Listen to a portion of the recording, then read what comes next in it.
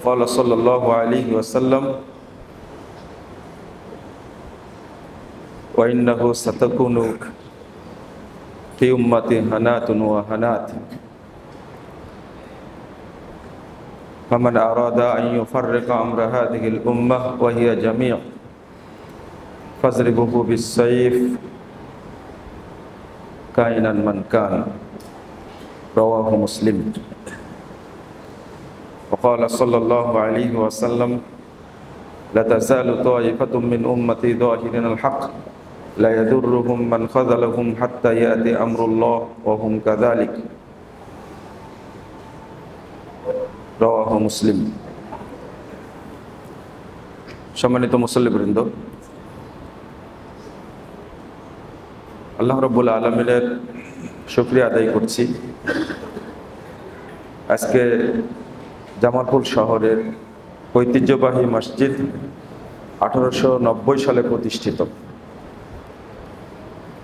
এই জামালপুর কেন্দ্রীয় আহলে হাদিস মসজিদে আল্লাহ দাঁড়িয়ে খুতবা দেওয়ার সুযোগ দান করেছেন, শুকরিয়া আদায় করি আলহামদুলিল্লাহ। শহরের মাঝে এরকম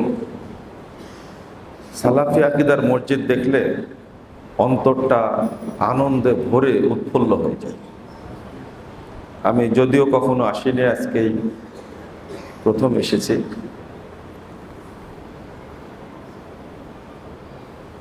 খুতবার শুরুতে একটা বিষয় আপনাদের কাছে দোয়া চাচ্ছি। আমার একান্ত খুব নিকটের মানুষ, নারায়ণগঞ্জের ফরাজিকান্দা বলে ভাই আমিনুল ইসলামের আব্বা, আমাদের মুরব্বী চাচা, গতকাল মাগরিবের পরে শামসুদ্দিন তিনি মারা গেছেন। জানাজা পড়ানোর কথা ছিল আমার, কিন্তু জানাজা করে আমি খুতবা ধরতে পারবো না, এজন্য আমার ছোট ভাই মুকাররম জানাজা পড়িয়েছে। আপনাদের বলতেও পারিনি যে আমি আজকে খুতবা দিতে পারছি না, আমি জানাজা যাচ্ছি। যদিও বলা উচিত ছিল, আপনাদের খুতবার কারণেই আমি জানাজা যেতে পারিনি। এজন্য আপনাদের কাছে বেশি দাবি, আমাদের এই চাচা মুরব্বী শামসুদ্দিন, তার জন্য অন্তর খুলে দোয়া করেন, আল্লাহ যেন তাকে মাফ করে দেন, আল্লাহ যেন তাকে জান্নাতুল ফেরদাউসে রাখেন। মসজিদের সাথে সম্পৃক্ত খুব সহজ সরল মানুষ ছিলেন। তার ছেলে সন্তানগুলো এত ভালো, আমার মনটা মানে রাত থেকে কাঁদছে, কিন্তু কাউকে বলিনি কথাটা।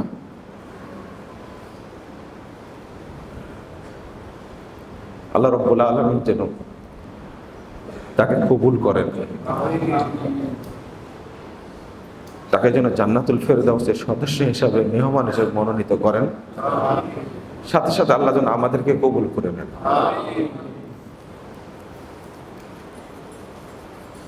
মানুষ কখন যে চলে যায় বোঝা মুশকিল। হয়তো ভাবেওনি কেউ যে আমি এত তাড়াতাড়ি চলে যাব। গতকালকে ঠিক একজন আলেম, রাজশাহীর আবু বকর সিদ্দিক, ভালো একজন বক্তা, সবার প্রিয়, হঠাৎ করে ব্রেন স্ট্রোক করে পড়ে 2 দিন মনে আসছিলেন, তারপরে চলে গেছেন গতকালকেই। আলেম মানুষ,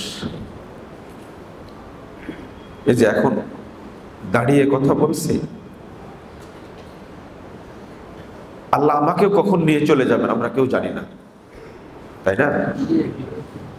সবাই সবার জন্য দোয়া করবেন, আল্লাহ যেন আমাদেরকে মাফ করে দেন, আল্লাহ যেন আমাদেরকে জান্নাতুল ফেরদাউসের জন্য কবুল করে নেন।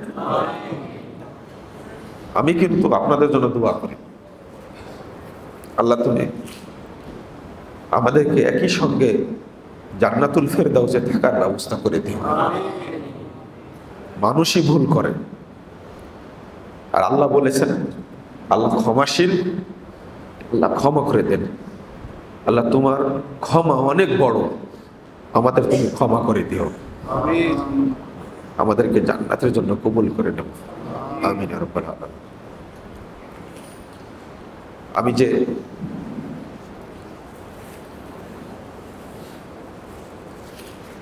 আয়াতটা পড়েছি এর আলোকেই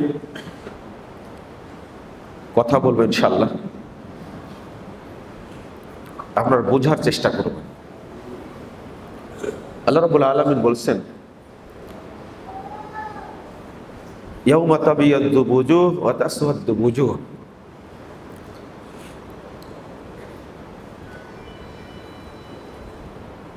فأما الذين اسودت وجوههم أكفرتم بعد إيمانكم فذوقوا العذاب بما كنتم تكفرون। কিয়ামতের মাঠে এক শ্রেণীর মানুষের যারা জান্নাতে যাবে তাদের মুখটা উজ্জ্বল হবে, তাদের চেহারাটা জান্নাতীদের চেহারার মতো হয়ে যাবে। ওয়াতাসওয়াদ্দু বুজুহ, আর এক শ্রেণীর মানুষের একটা জান্নাতপন্থী একটা জাহান্নামপন্থী। যারা জাহান্নামপন্থী হবে তাদের মুখমণ্ডল হবে কালো, কুৎসিত, বিশ্রী, দেখতে খুব খারাপ লাগবে। তো এই আয়াতটা পড়ে ইবনে আব্বাস রাদিয়াল্লাহু আনহু তিনি বলতেন, তাবিয়াদ্দু বুজুহু আহলিস সুন্নাহ ওয়াল জামাআহ, যারা আহলিস সুন্নাহ ওয়াল জামাতের মানুষ হবে, যারা আহলে হাদিস এবং সালাফি আকীদার মানুষ হবে, তাদের মুখমণ্ডলটা জান্নাতীদের মতো উজ্জ্বল হয়ে যাবে। বলেন আলহামদুলিল্লাহ। ওয়াতাসওয়াদ্দু বুজুহ আহলিল বিদআ ওয়াল ফুরকা, আর যারা হবে বিদআতি এবং যারা জামাত থেকে বিচ্ছিন্ন, তাদের মুখটা বিশ্রী জাহান্নামীদের চেহারার মতো কালো, কুৎসিত হবে। নাউযুবিল্লাহ। আয়াতটা তো গুরুত্বপূর্ণ। কিয়ামতের মাঠে যে আল্লাহ তাদেরকে সম্মান দিবেন, এটা কিন্তু হাদিসেও এসেছে। সহিহ মুসলিমের, আপনাকে শুনতে পাচ্ছেন পরিষ্কার? সহিহ মুসলিমের 181 নম্বর হাদিস, রাসূলুল্লাহ সাল্লাল্লাহু আলাইহি ওয়াসাল্লাম বলছেন, ইযা দাখালা আহলুল জান্নাহ আল জান্নাহ, যখন জান্নাতীরা জান্নাতে প্রবেশ করবে, আল্লাহু তাবারাকা তাআলা, আল্লাহ তাআলা তখন বলবেন, তুরিদুনা শাইয়ান আযীদুকুম, তোমরা কি আরো কিছু চাচ্ছ, আমি তোমাদের আরো বাড়িয়ে দেব। আপনি যতক্ষণ বেঁচে আছেন তখন আপনার উপরে দায়িত্ব হলো আল্লাহকে সন্তুষ্ট করা, আর যখনই আপনি মরে যাবেন তখন আল্লাহর উপরে দায়িত্ব হলো আপনাকে সন্তুষ্ট করা। হাল রাযীতুম বিল্লাহ, তোমরা কি আল্লাহর প্রতি সন্তুষ্ট হয়েছো? আল্লাহ বলছেন কি, রাদিয়াল্লাহু আনহুম ওয়া রাদু আনহু, তাদের প্রতি আল্লাহ সন্তুষ্ট হবে আর আল্লাহর উপরেও মানুষরা সন্তুষ্ট হবে। এইটাই আল্লাহ জিজ্ঞেস করবেন, তোমরা কি সন্তুষ্ট হয়েছো? তুরিদুনা শাইয়ান আযীদুকুম, তোমরা যদি আরো চাও তাহলে আমি আরো বাড়িয়ে দেব। তখন জান্নাতীরা বলবে, দেখেন ভাষাটা, আলাম তুবাইয়িজ বুজুহানা, আল্লাহ আপনি কি আমাদেরকে সম্মানিত করেননি, আমাদের মুখটাকে উজ্জ্বল করেননি? চিন্তা করেন, মানে কিয়ামতের মাঠে জান্নাতীদের আল্লাহ মুখটা উজ্জ্বল করে তাদেরকে সম্মান দান করবে। এটা জান্নাতে যাওয়ার আগের ঘটনা। আলাম তুবাইয়িজ বুজুহানা, আল্লাহ আপনি কি আমাদেরকে সম্মানিত করেননি, আমাদের মুখমণ্ডল উজ্জ্বল করেননি? অতুদখিলনাল জান্নাহ, আপনি কি আমাদেরকে জান্নাতে প্রবেশ করাননি? তুনাজ্জিনা মিনান নার, আর আপনি কি আমাদেরকে জাহান্নাম থেকে মুক্ত করেননি? আর কি চাই? সবই তো পেয়েছি। আল্লাহ বুঝবেন বান্দা যা জান্নাতে পেয়েছে, এত জান্নাতের নিয়ামত, এইগুলো পাওয়ার পরে আর কিছু চাইবে? জান্নাতীরা সুখে বিভোর, এক একজন অনেক হুর পেয়েছে। একটা সাধারণ মানুষ দুনিয়ার মতো 2টা জান্নাত পেয়েছে। একটা, এই দুনিয়া কত বড় বিজ্ঞানীরা এখনো জানাতে পারেনি। সাধারণ একটা মানুষ জান্নাতে যাবে সবচেয়ে নিম্ন পর্যায়ে, আল্লাহ তাকে দেবে এই দুনিয়ার মতো 2টা জান্নাত। তো আর কিছু চাইবে? তাই বলছে আল্লাহ কি চাইবো আমরা? ফায়াকশিফুল হিজাব, আল্লাহ রাব্বুল আলামিন তখন তার মাঝে এবং জান্নাতীদের মাঝে যে পর্দা, এই প্রথম আল্লাহ পর্দাটা উন্মুক্ত করে দেবে।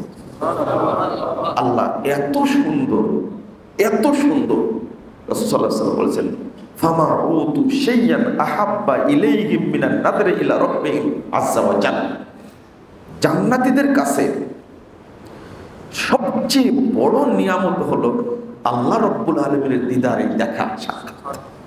এটাই সবচেয়ে বড় নিয়ামত। আল্লাহ বলেছেন ওয়া রিদওয়ানুম মিনাল্লাহি আকবার। এই সাক্ষাৎটাই হলো জান্নাতীদের জন্য সবচেয়ে বড় পাওয়া, সবচেয়ে বড় নিয়ামত। আল্লাহ যেন আমাদের জন্য এটা নির্ধারণ করে রাখেন, বলুন আমিন। আল্লাহকে যেন আমরাই বলতে পারি যে আল্লাহ আপনি তো আমাদেরকে সম্মানিত করেছেন, আপনি আমাদেরকে জান্নাত দিয়েছেন, আপনি আমাদেরকে জাহান্নাম থেকে মুক্ত করেছেন, এর চেয়ে আর কি চাই? তো কিয়ামতের মাঠেই এই মানুষদেরকে দেখা যাবে যাদের, ইবনু আব্বাস রাদিয়াল্লাহু আনহু বলছেন, যাদের আকীদাটা, আমলটা আহলুস সুন্নাহ ওয়াল জামাতের মতো হবে, আহলুল হাদিস বা সালাফি আকীদা হবে, তাদের মুখমণ্ডলটা উজ্জ্বল থাকবে। আর যারা বিদাতি এবং জামাত থেকে বিচ্ছিন্ন, এটা খুব কড়া কথা, কিন্তু আমাদেরকে আল্লাহ রাব্বুল আলামিন ঐক্যবদ্ধ থাকতে বলেছেন। আহলে হাদিসরা আমরা বিশাল একটা ইউনিট, বাংলাদেশে 4 কোটি বলেন, 3.5 কোটি বলেন, যেটাই হোক না কেন, এক আকীদা, একই আমল, এইরকম কোন জনগোষ্ঠী বাংলাদেশে কেউ নাই।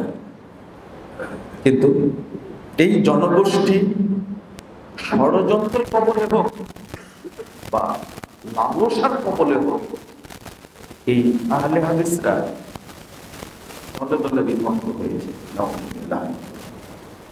আল্লাহ বলছেন যারা জামাত থেকে বিচ্ছিন্ন হবে তারা কুফরি করবে, এটা কুফর। আল্লাহ বলছেন আকাফারতুম বাদা ঈমানিকুম ফাযুকুল আযাবা বিমা কুনতুম তাকফুরুন। এই কুফরি শব্দটি আল্লাহ এই আয়াতে 2 বার উল্লেখ করেছেন। একবার বলছেন আকাফারতুম বাদা ঈমানিকুম, তোমরা ঈমান আনার পরে কুফরি করেছো। ছেলে ঐক্যবদ্ধ, এখান থেকে বিচ্ছিন্ন হয়েছে। ফাযুকুল আযাবা বিমা কুনতুম তাকফুরুন, অতএব তোমরা যেমন কুফরি করেছো তেমন শাস্তি ভোগ করো।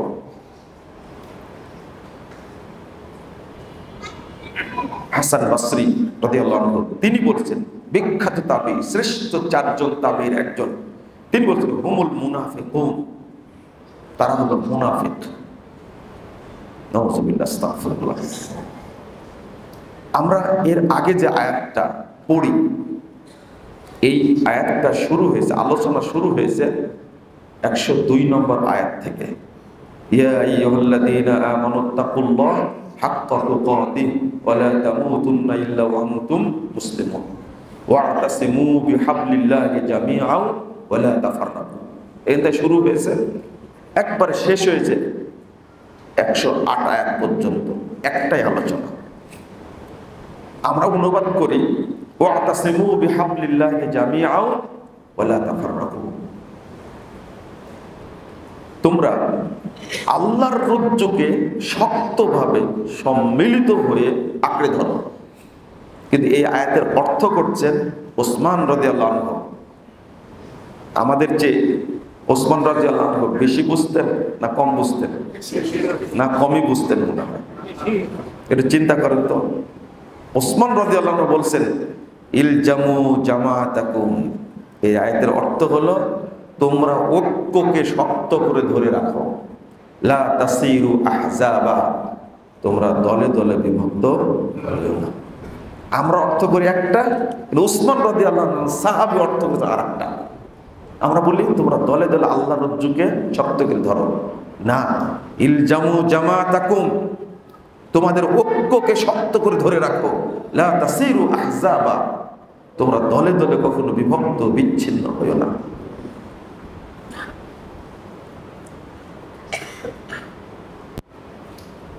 ইমাম কুরতুবী রাহিমাহুল্লাহ তিনি বলেছেন ইন্নাল্লাহ তাআলা ইয়া'মুরু বিল উলফা ওয়া ইয়ানহা আনিল ফুরকা।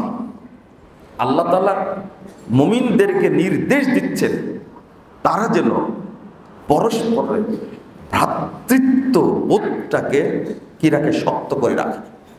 ওয়া ইয়ানহা আনিল ফুরকা, আল্লাহ নির্দেশ দিচ্ছেন তোমরা বিচ্ছিন্ন হওয়া থেকে দূরে থাকো। তিনি নিষেধ করছেন ফাইন্নাল জামাতা নাজাতুন ওয়াল ফুরকাতা হালাকাতুন।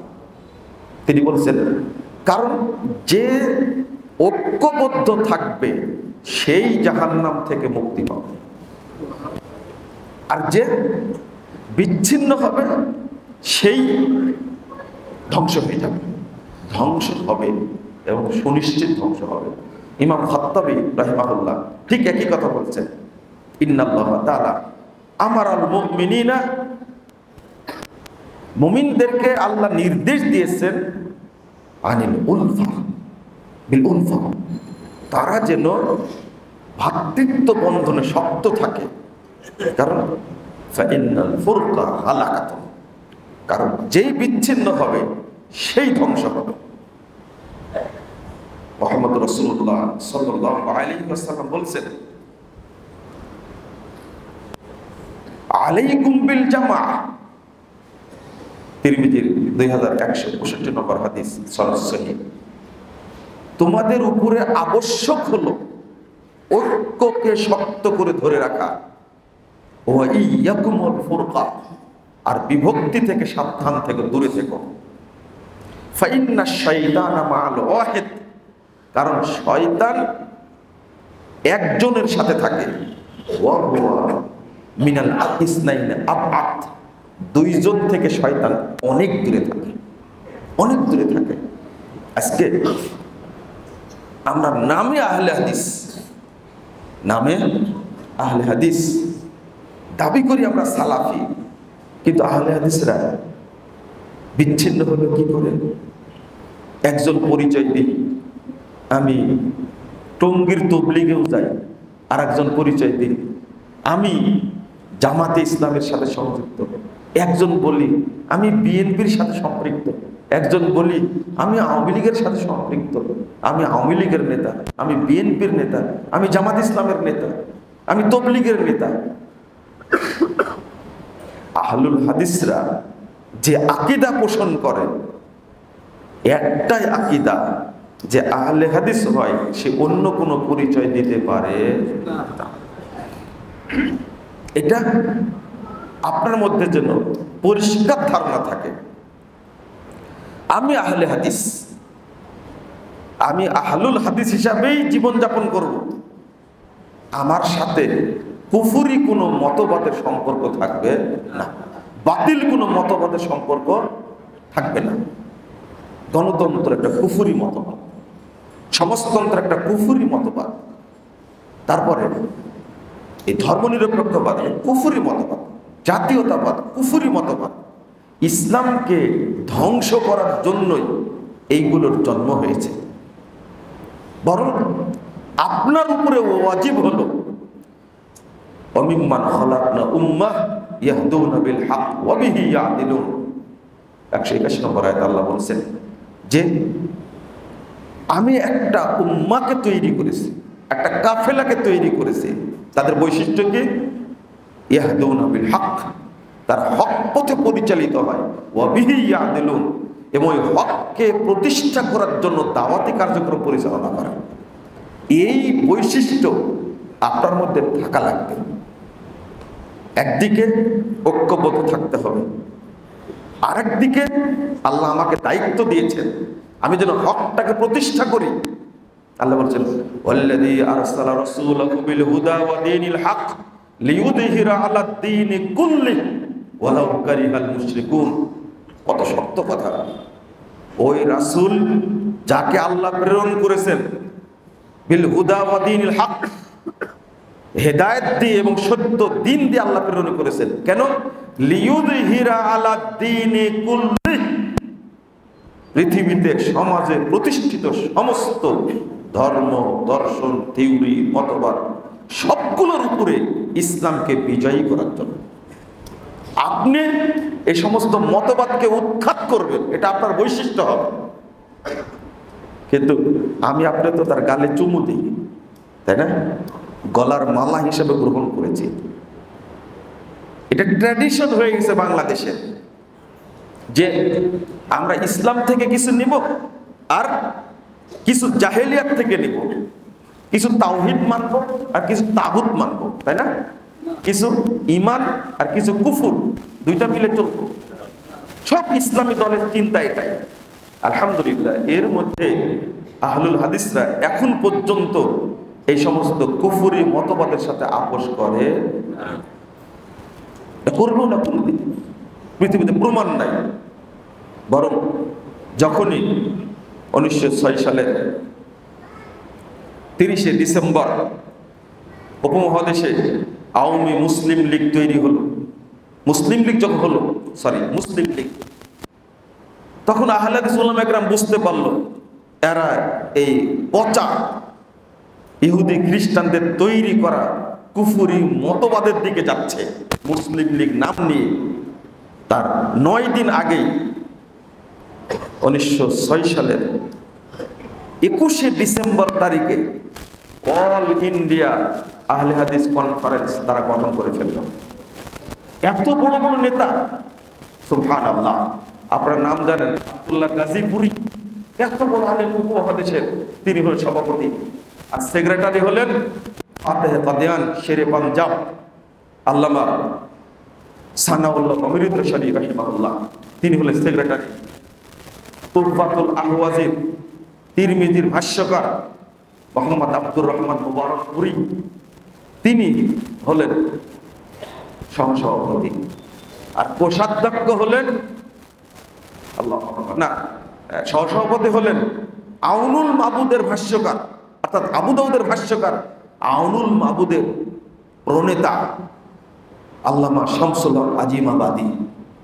আপনি ভাবতে পারেন শুধু প্রতিবাদের জন্য আহলে হাদিসরা যেন এই কুফরি মতবাদের সাথে আপোষ না করে। অথচ তখন মুসলিম লীগের সেক্রেটারি কে হলেন? মুসলিম লীগের সেক্রেটারি হলেন মাওলানা আকরাম খাঁ রাহিমাহুল্লাহ, আহলে হাদিস সন্তান।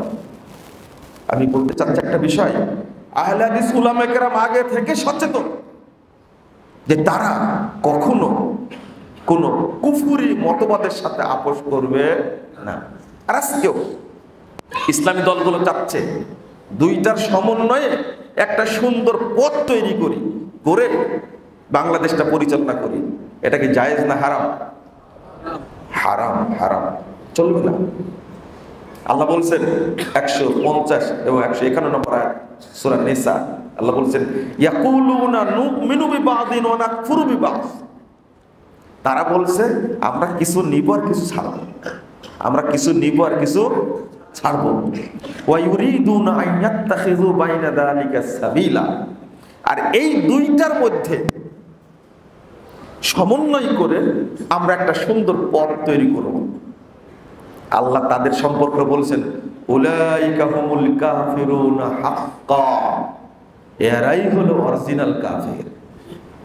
এরা কি অরিজিনাল কাফের? যারা বিধর্মী তারা কিন্তু অরিজিনাল কাফের না, কারণ ওরা মুরতাদ না। আর যারা ইসলামের সাথে জাহেলিয়াতকে মিশ্রিত করে, যারা তাওহীদের সাথে তাগুত মিশ্রিত করে, যারা ঈমানের সাথে কুফুরকে মিশ্রিত করে, যারা ঈমানের সাথে শিরিককে মিশ্রিত করে, তারা হলো মুরতাদ, তারা হলো অরিজিনাল ফ্রেশ একবার তাজা কাফের। তারা আল্লাহ বলছেন উলাইকা হুমুল কাফিরুনা হাক্কা। আপনারা মনে হয় বুঝছেন না বিষয়টা, আমি একটু উদাহরণ দিয়ে বলি। একজন বেনামাজি আর একজন বিধর্মী, এই দুইটার মধ্যে খারাপ কে? কেন খারাপ? এটা গতিতে বলে ফেললেন বেনামাজি খারাপ, কিন্তু কারণ কি বলে তো দেখি। কাফের। বেনামাজি তো কাফের, তো কাফের। বেদিন যে সে কাফের না, সেও কাফের, বেনামাজিও কাফের। আমি বলছি দুইটার মধ্যে পার্থক্য কি জানেন না আপনারা? ওই বিধর্মী ও কাফের, কিন্তু মুরতাদ না, ও আগে থেকে কাফের। আর এই মুসলিম বেনামাজি ও কাফের প্লাস মুরতাদ, ওই বেদিনকে হত্যা করা আপনার উপর ফরজ না, কিন্তু এই কাফের মুরতাদটাকে হত্যা করা কি ফরজ। এই জন্য বেদিনের চেয়ে এই মুসলিম বেনামাজি কাফের বেশি খারাপ। আপনি একটা হিন্দুর বাড়িতে দাওয়াত খেতে পারবেন, কিন্তু এই মুরতাদের বাড়িতে দাওয়াত খেতে পারবেন না। আপনি অমুসলিম দেশে আছেন, ওরাই তো জন্তু জানোয়ার জবাই করে, তাই না? অমুসলিম দেশে তারাই জানোয়ার জবাই করে, ওরা তো বিসমিল্লাহ বলেন, কিন্তু ওই গোশতটা বিসমিল্লাহ বলে আপনি খেতে পারবেন। কিন্তু বেনামাজি যদি জবাই করে আর আপনি যদি জানেন, তাহলে ওর জবাই করা কোনো প্রাণীর গোশত খাওয়া যাবে না, হারাম, আপনার জন্য হারাম। ও বেনামাজি মুরতাদ, এই জন্য তার জবাই করা গোশত খাওয়া যাবে না। আপনি কি পার্থক্যটা বুঝলেন?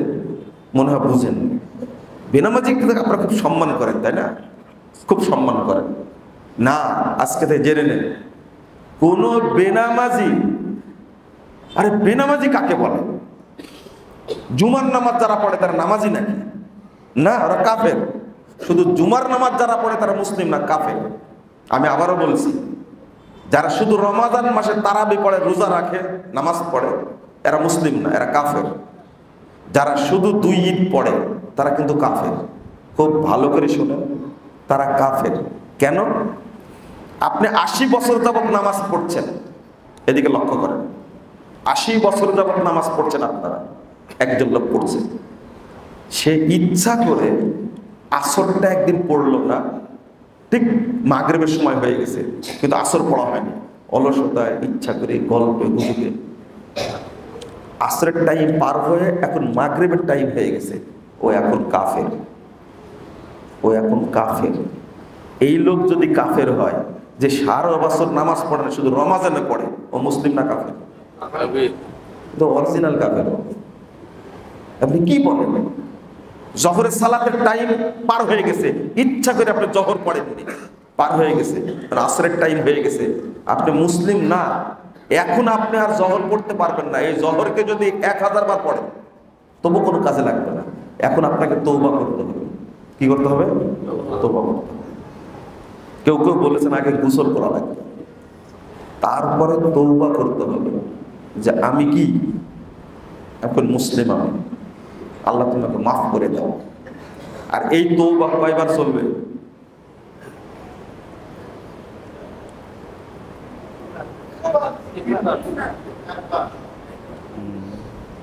তওবা মানে কি? কয়বার ফিরে আসবেন? যদি ওই পাপ আবার করেন তাহলে তওবা কি হয়েছে? না না, তওবা হওয়ার জন্য শর্ত আছে আর কবুলের জন্য শর্ত আছে। তওবা হওয়ার জন্য, তওবা সহি হওয়ার জন্য 4টা শর্ত, আর তওবা কবুল হলো কিনা এর নিদর্শন আছে 4টা।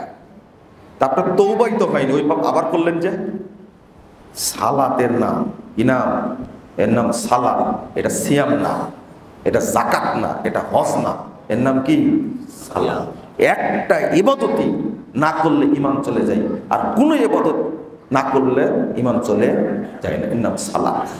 আমি বুঝালাম ওই দিকে যে একজন লোক যখন তাওহীদের সাথে তাগুতকে মিশ্রিত করে, তখন কি হয়ে যায়?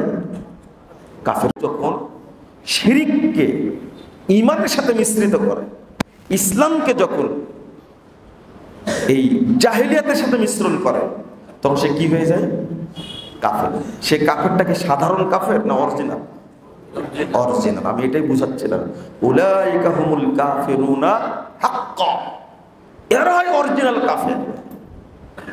এই জন্য মুহাম্মদুর রাসূলুল্লাহ সাল্লাল্লাহু আলাইহি ওয়াসাল্লাম, সাহাবায়ে কেরাম মক্কায় এত মার খেয়েছে, এত পিটুনি খেয়েছে, নির্যাতনের শিকার হয়েছে, কিন্তু কাফেররা বারবার আপোষ করার প্রস্তাব দিয়েছেন। প্রস্তাব করেছিলেন? নিয়েছিলেন?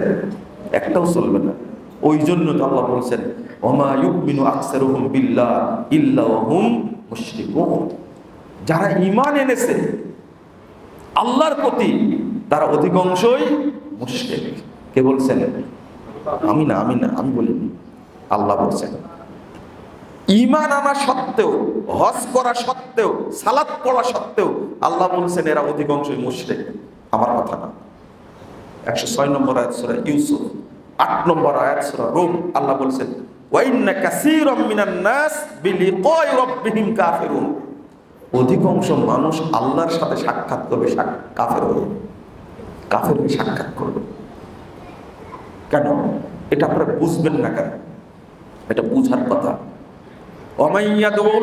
ওমাইয়াদুল্লাহা ইলাহান আখার মা আল্লাহ ইলাহান আখার লা বুরহানা লাহু বিহি ইন্নামা হিসাবুহু ইনদা রাব্বিহি ইন্নাহু লা ইফলিহুল কাফিরুন।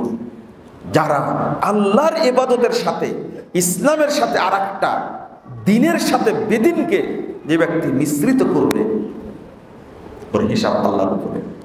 কিয়ামতের মাঠে তার কোনো দলিল থাকবে না। ইন্নাহু লা ইফলিহুল কাফিরুন। এই কাফেরেরা কখনো সফল কাম হতে পারবে না। এই কাফেররা কখনো বিজয়ী হতে পারবে না। আল্লাহ এদেরকে কাফের বলছেন। কাফের যারা এক আল্লাহর সাথে অন্যকে অ্যাড করবে, সম্পৃক্ত করবে, যারা ইসলামের সাথে বেদিনকে, ইসলাম তো দিন, তাই না? ইসলাম কি? দিন। আর দিনের সাথে যদি বেদিনকে অ্যাড করে, তাহলে কি হবে? আল্লাহ বলছে তারা কাফের। এই জন্য তো এই আপোষ করার কারণে আমাদের মধ্যে কি নাই? ঈমানি চেতনা নাই। আচ্ছা, আর একটা হাদিস বলি, এই হাদিসটা কোথায় রাখবেন? আপনারা তো মনে করেন আমি নামাজ পড়ে আমি ঈমানদার, আমি তো মসজিদ করেছি আমি ঈমানদার। না না না, আল্লাহ রাসূল সাল্লাল্লাহু আলাইহি ওয়াসাল্লাম বলছেন, ইয়াতি আলান নাসিস জামান, মানুষের সামনে একটা যুগ আসবে, একটা সময় আসবে, ইয়াসতামিউনা ইয়াসাল্লুনা ফিল মাসাজিদ।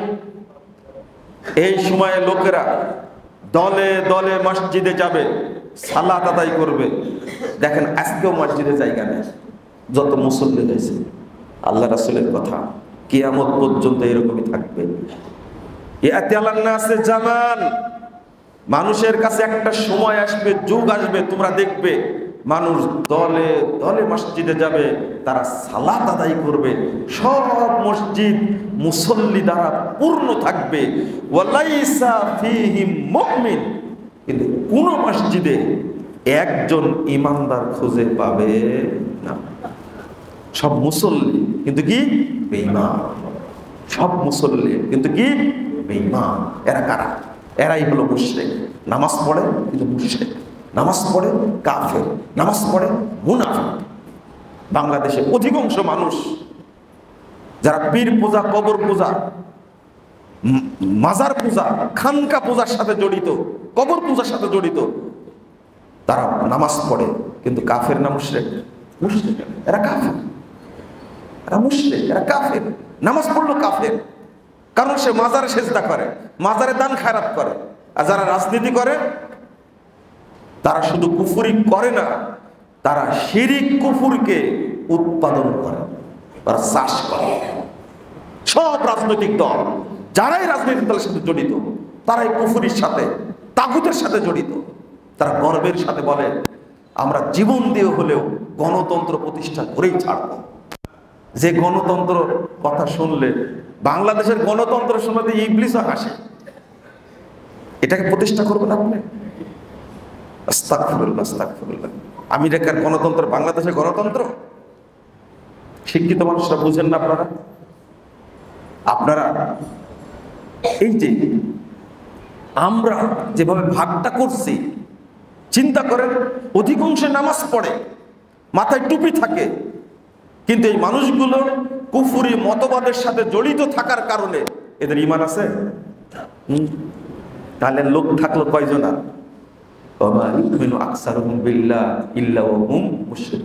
আজকে তো কোন মসজিদে, বর্তমান যুগে কোন মসজিদে একজন ইমানদার পাওয়া যাবে না। কোনো না কোনো ভাবে মুনাফিক, কোনো না কোনো ভাবে মুশরিক, কোনো না কোনো ভাবে কাফের। আপনি আপোষ করছেন কেন? বন্ধুরা আমার, এই কথাটি বলতে চেয়েছিলাম যে আমরা আহলুল হাদিসরা কেবল এক জায়গায় আত্মসমর্পণ করতে পারে, এই বৈশিষ্ট্য চিরদিন আহলে হাদিস দেখে। কিন্তু আপনার নামে আহলে হাদিস হলে হবে না। একদিকে এই যে বেদাতি কুফরি শিরকি মতবাদের সাথে আপোষ, আর একদিকে ওয়াল ফুরকা, আহলে হাদিসরা নিজেরাই দ্বিমত করতে গিয়ে জামাতকে ভেঙে ফেলেনি? আল্লাহ রাসূল সাল্লাল্লাহু আলাইহি ওয়াসাল্লাম বলেছেন, যে ব্যক্তি দূরে চলে যায়, ইন্না শাইতানা মাল ওয়াহিদ ওয়া হুয়া মিনাল ইসনাইন আবাদ, দুইজন থাকলে শয়তান তার থেকে অনেক দূরে থাকে। এই হাদিসটা উল্লেখ করে ইমাম সুফিয়ান সাউরি রাহিমাহুল্লাহ তিনি বলছেন, বিখ্যাত তাবেঈ, তিনি বলছেন, ইদা বালাগাকা আন রাজুলিন বিল মাশরিকি ওয়া আখার বিল মাগরিব সাহিবি সুন্নাতিন, তোমার কাছে যদি খবর আসে পৃথিবীর পূর্ব প্রান্তে একজন আহলুল হাদিস ভাই আছে, তুমি বাংলাদেশে একাই আছো, আর পৃথিবীর পশ্চিম প্রান্তে একজন ভাই আছে, তোমার কাছে যদি খবর পৌঁছে এই দুই ভাই পৃথিবীতে আছে আর আমি বাংলাদেশে একজন আছি,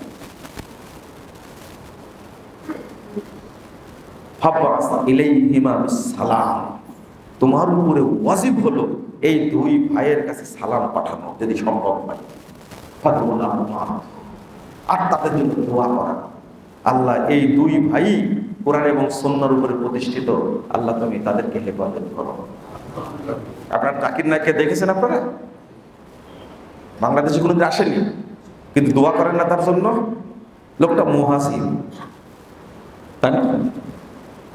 শুধু ইসলামের জন্য, দাওয়াতি কাজ করার জন্য নিজের আত্মীয় স্বজন, নিজের বাড়ি ঘর, নিজের বাবার সমস্ত সম্পদ রেখে কখনো মালয়েশিয়া, কখনো ইন্দোনেশিয়া, কখনো পাকিস্তান, কখনো সৌদি আরব, কখনো দুবাই যাযাবরের মতো ঘুরে বেড়াচ্ছে শুধু ইসলাম প্রচারের কারণে।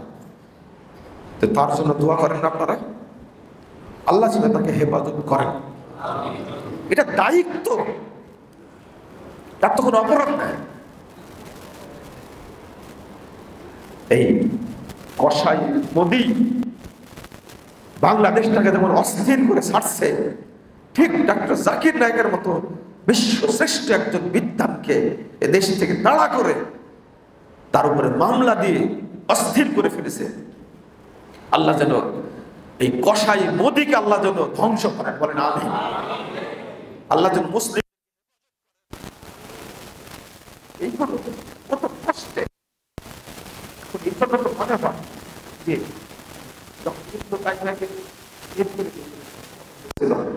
ইমাম বুখারীকে যখন বের করে দিল তখন কেমন হয়েছিল তাদের ত্যাগ। ইমাম শাফিকে যখন অত্যাচার করা হয়েছে, ইমাম মালিক রাহিমাহুল্লাহকে যখন অত্যাচার করা হয়েছে, ইমাম আহমদ বিন হাম্বল রাহিমাহুল্লাহকে অত্যাচার করা হয়েছে, তখন অবস্থাটা কেমন ছিল, কত জটিল ছিল। আজকে তো জায়গা পেয়েছে ইমাম বুখারী রাহিমাহুল্লাহ, আমিরুল মুমিনিন ফিল হাদিস, পৃথিবীর শ্রেষ্ঠ মুহাদ্দিস, তিনি পৃথিবীর বাড়িতে জায়গা পাবেন, পুরো দেশে জায়গা পাবেন।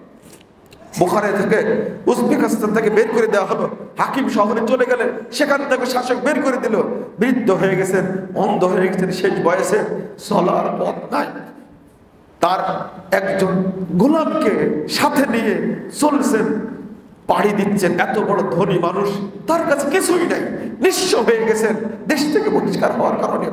চলছেন, অন্ধ মানুষকে নিয়ে যাচ্ছেন মরুভূমির মধ্যে দিয়ে। শেষ পর্যায়ে ক্লান্ত হয়ে জিজ্ঞেস করছেন, বাবা আমরা কতটুকু হাঁটবো? তিনি বলছেন, কিছুই দেখা যায় না, শুধু ধুধু বালু ঝড়, চলতে হয় ভারতে। ক্লান্ত হয়ে ইমাম বুখারী বাধ্য হয়ে বসে পড়ে আল্লাহকে বলছেন, আল্লাহুম্মা ইন্নাহু ক্বাদ যাকাত আলাইয়াল আরদু বিমা রাহাবাত ফাকবিজনি ইলাইকা। আল্লাহ তোমার জমি প্রশস্ত, কিন্তু এই জমিটা আজকে আমার জন্য একেবারে সংকীর্ণ হয়ে গেছে, এই জমিনে থাকার মতো জায়গা নেই। ফাকবিজনি ইলাইকা, আল্লাহ তুমি আমাকে আর রেখো না, তুমি তোমার কাছে আমাকে উঠায় নাও। দোয়া করতে বাধ্য হয়েছেন। ইমাম বুখারীর মতো ব্যক্তি টিকতে পারেননি, শুধু আপোষহীন থাকার কারণে। এই জন্য ইমাম সুফিয়ান সাউরি বলছেন, দুই ভাইয়ের কথা যখন শুনবা তখন তোমরা সালাম পাঠাবা আর আল্লাহর কাছে দোয়া করতে থাকবা। এরপরে বলছেন ভাষাটা এত কষ্টের ভাষা, মা আকাল্লা আহলাস সুন্নাহ ওয়াল জামাত। দেখো না, আহলে সুন্নাহ ওয়াল জামাতের লোক কতই না কম, অল্প একেবারে। এই অল্প কয়েকজন মানুষ আমরা যদি বিভক্ত থাকি তাহলে আমাদের মসজিদই তো ভেঙে দিবে। আজকে দেখলেন না অবস্থাটা কি হলো? কোন আহলে হাদিস ব্যক্তি, এই মাল্লাউন যারা হিন্দুত্ববাদে বিশ্বাসী, তাদের মন্দির পাহারার জন্য যায়নি। আর যারাই মন্দির পাহারা দিয়েছে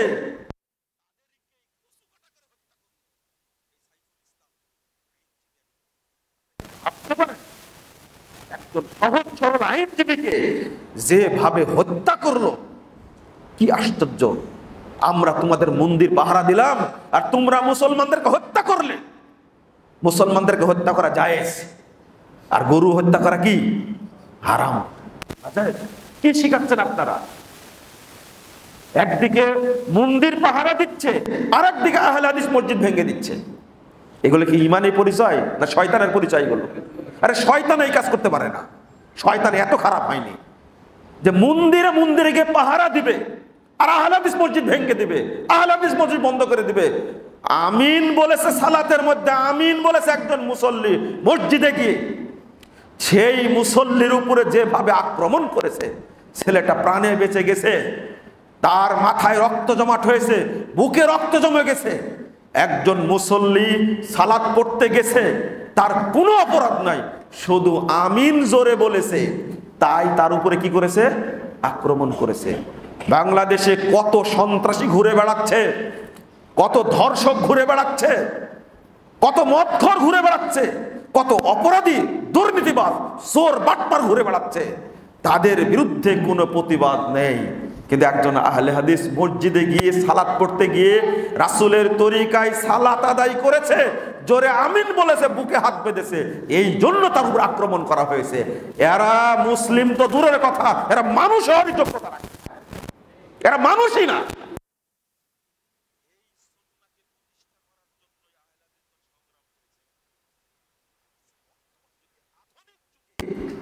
একজন মুসল্লির উপরে এইভাবে, যে মুসল্লি রাসূলের তরিকায় সালাত আদায় করছেন, তার উপরে আক্রমণ করতে হবে? এই সবক তারা কোথায় থেকে শিখেছে? আর আজকে চাচ্ছে আমরা ঐক্যবদ্ধ হই। তোমার মতো টুপি আলাকে আল্লাহ ঐক্যবদ্ধ করবে না, মনে রাখো। যারা হাদিসকে মানতে চাই না, এটা আহলে হাদিসরা সহ্য করে কিভাবে? কেন আহলে হাদিস ভাইরা ডাক দিতে পারে না?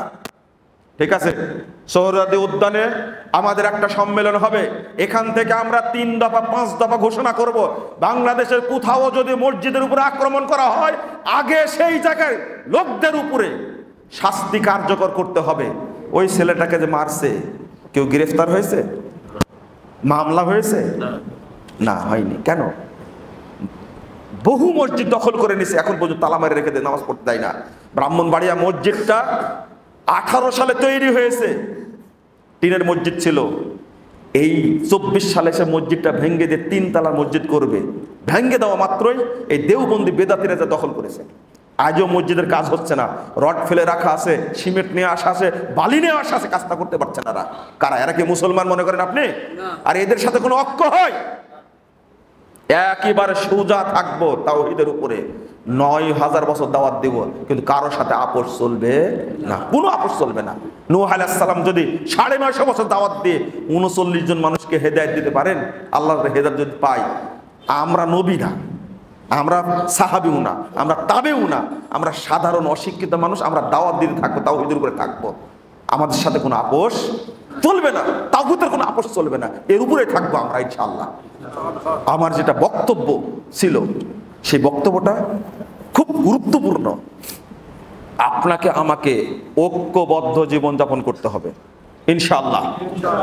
আহলুল হাদিসরা আর বিভক্ত থাকবে না ইনশাআল্লাহ। রাসূল সাল্লাল্লাহু আলাইহি ওয়াসাল্লামের বাণীগুলো খেয়াল করুন। আল্লাহ রাসূল সাল্লাল্লাহু আলাইহি ওয়াসাল্লাম বলছেন, 4020 নম্বর হাদিস নাসাইর মধ্যে আসছে, ইন্না শাইতানা মা ফারাকাল জামা, শয়তান তার সাথে থাকে যে ব্যক্তি জামাত থেকে বিচ্ছিন্ন হয়, ঐক্য নষ্ট করে, শয়তান তার সাথে থাকে। ইয়ার কুজু, শুধু তার সাথে থাকে না, যখনই বের হতে চায় তখন শয়তান তার পিছনে মারে লাথি। কি মারে? আচ্ছা, লাথি মেরে কোথায় দেয় বলেন তো দেখি, কোথায় দেয় শয়তান? লাথি মেরে কোথায় দেয়? জাহান্নামে দেয়, জাহান্নামে দেয়। হাদিস আছে, রাসূলুল্লাহ সাল্লাল্লাহু আলাইহি ওয়াসাল্লাম বলছেন, আল জামাতু রহমাতুন ওয়াল ফুরকাতু আযাবুন, জামাতবদ্ধভাবে থাকবা, আল্লাহর রহমত থাকবে, আর যে বিচ্ছিন্ন থাকবা,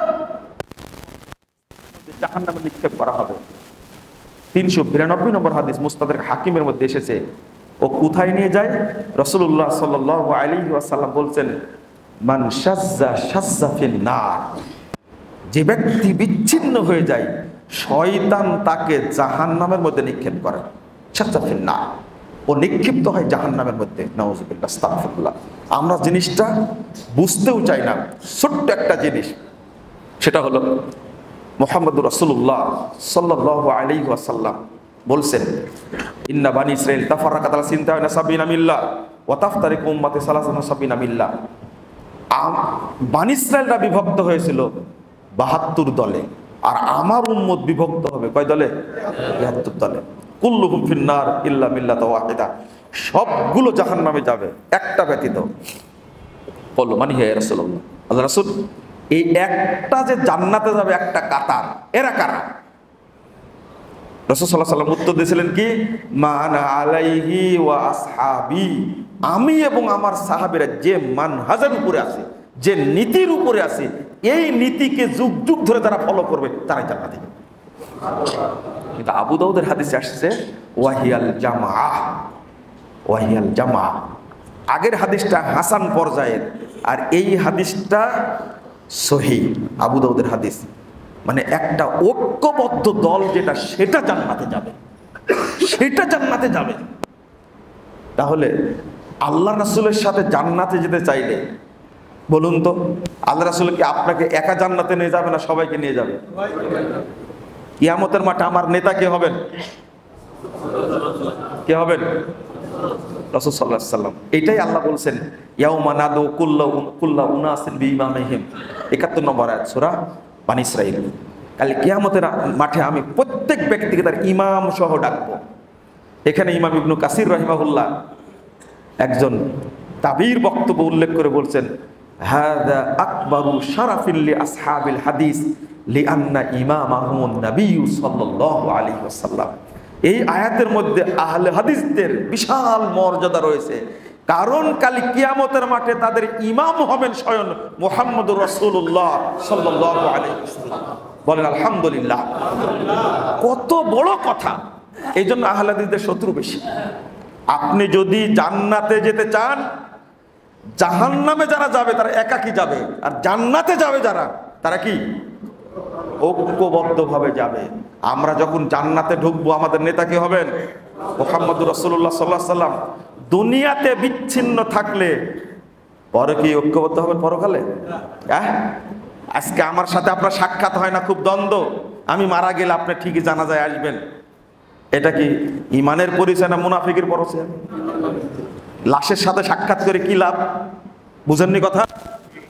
আপনার সাথে আমার সাক্ষাৎ হয় না, আপনাকে ঘৃণা করি, জীবিত থাকতে আপনি অসুস্থ হয়েছে দেখতে যায় না, আপনার সাথে সাক্ষাৎ করতে যায় না, করতে গেল জানা যায়, এটা রিয়া না, এটা লৌকিকতা না, এটা নিফাক না? মরার সময় কেউ জানাজা যাবেন না, খবরদার। আপনি মুনাফিক থাকলে মুমিন থাকলে ওইভাবেই থাকেন। আল হুব্বু ফিল্লাহ ওয়াল বুগযু ফিল্লাহ, আল্লাহর জন্যই ভালোবাসা, আল্লাহর জন্য সম্পর্ক সেন। আপনি কি বুঝতে পারলেন কথা? রাসূলুল্লাহ সাল্লাল্লাহু আলাইহি ওয়াসাল্লামের নির্দেশগুলো ফলো করতে হবে, খেয়াল করতে হবে। রাসূল সাল্লাল্লাহু আলাইহি ওয়াসাল্লাম বলছেন, মান খরাজা মিনাল জামা কিদা শিবরিন,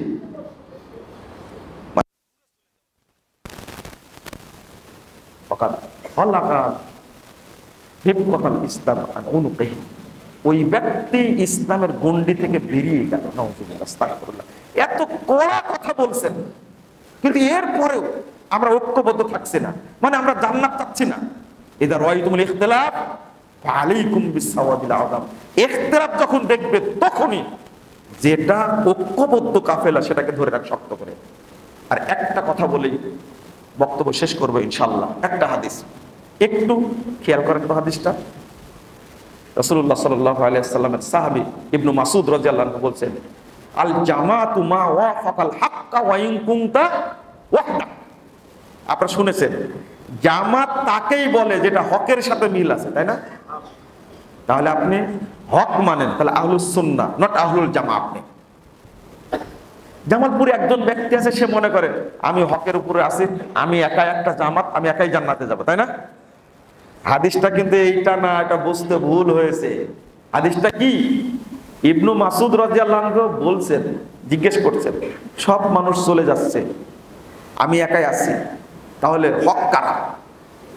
ইবনু মাসউদ রাদিয়াল্লাহু আনহু বলছেন যে ইন্না জামহুরাল জামা ইদা ফারাকুল জামা, অধিকাংশ মানুষ যখন জামাত থেকে বেরিয়ে চলে যাচ্ছে, খেয়াল করেছেন কথাটা, ঐক্য ভেঙ্গে চুরমার করে দিচ্ছে, চলে যাচ্ছে,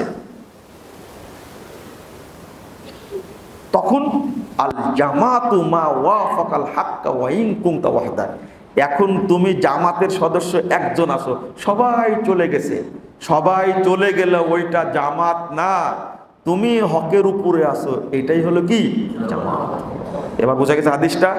বুঝতে একরকম, কিন্তু হাদিসটার অর্থ কি আরেক রকম। আমরা বুঝিনি হাদিসটা।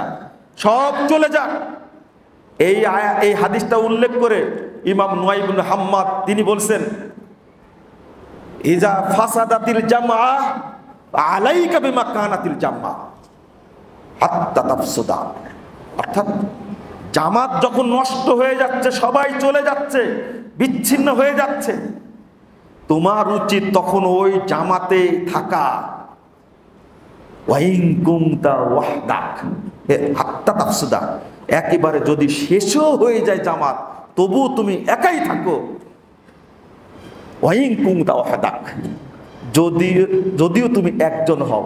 তাহলে হাদিসটা বুঝলাম, মনে করেন সব মানুষ বেরিয়ে চলে গেল, কিন্তু আপনি একাই আছেন, এখন কি আপনিও তাদের সাথে যোগ দিবেন না আপনি একাই থাকবেন?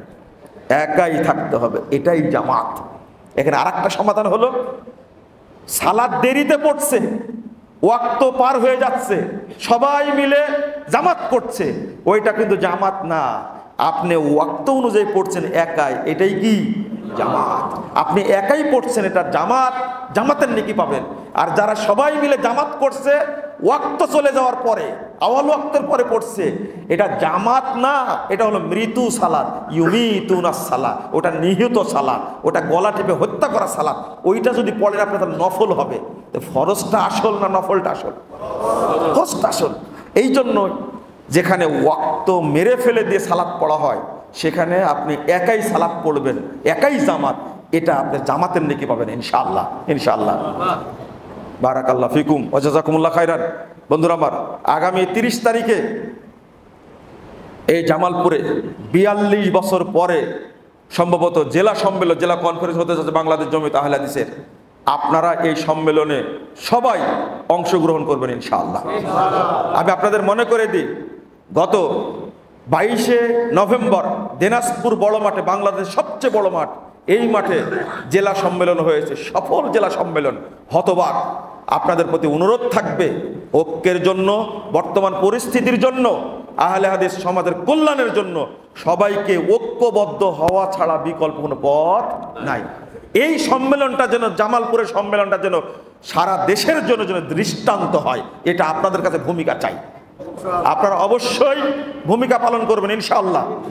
আমি আগেই বলেছি একটা দোয়া, আল্লাহ তুমি আমাদেরকে জান্নাতুল ফেরদাউসে একসঙ্গে থাকার তুমি ব্যবস্থা করে দাও। আমি এখনো বলছি, দোয়া করছি, আল্লাহ তুমি আমাদেরকে ঐক্যবদ্ধ করে দাও।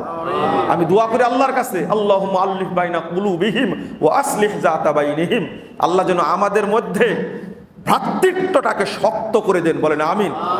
এই ভ্রাতৃত্বের ছিন্ন কখনো না হয়, আগেও ছিন্ন হয়নি, এখনো যারা বিশৃঙ্খলা করছে তারাও সাহস পাবে না ইনশাআল্লাহ। ইনশাআল্লাহ আল্লাহ যেন আমাদের কবুল করে নেন, আমিন ইয়া রাব্বাল আলামিন।